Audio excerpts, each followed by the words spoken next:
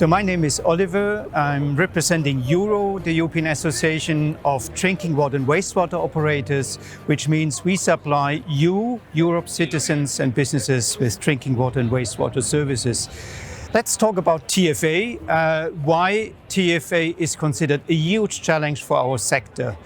First of all, what we see is that TFA is increasingly present in our drinking water resources, be it surface water or also groundwater resources. So the levels are increasing, which is of course terrible. Secondly, what we see that is the sources of this pollution are continuing to emit PFAS. So there is no clear policy to phase out PFAS that degrade into TFA. Next problem we have, of course, once it's in the water resources, what do we do with it?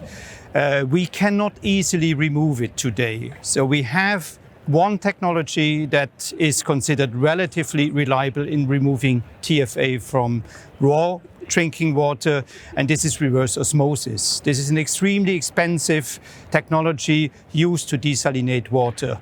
But today, this technology cannot easily be applied across Europe. First of all, the cost is too high, the energy use is too high, and it generates a brine, which means a concentrate polluted water that needs to be disposed of. Because PFAS cannot, or TFA cannot be easily destroyed. It remains in this brine, in this liquid, and needs to be destroyed, which is today hardly possible. So we could incinerate it at high temperatures, but incinerating water doesn't really make sense. The next problem we have, removing TFA from drinking water and using reverse osmosis would increase the abstraction needs. So the quantity of water we need to remove from nature, from groundwater or surface water bodies by 20 to 30%. And this is needed for the technological process and creates this brine at the end of the day. In many regions, we do not have that water, additional water to abstract.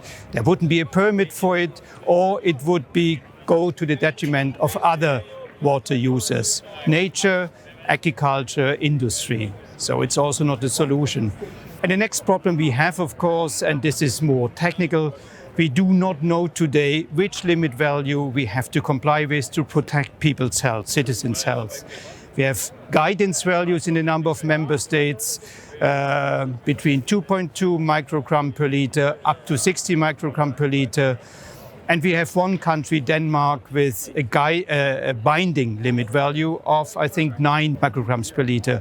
So this, of course, calls for a Europe-wide approach, setting a health-derived limit value for TFA so that we can protect Europe's water consumers today and in the future. One of the major emission sources of TFA to the environment are PFAS pesticides, and they are increasingly used across Europe.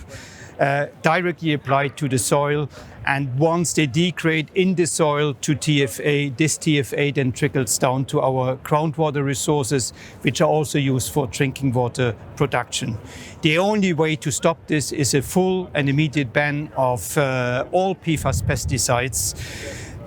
According to our knowledge, it can take decades until groundwater sources polluted by TFA become clean again. So we need action today to ensure that in decades from now we will have uncontaminated groundwater resources again.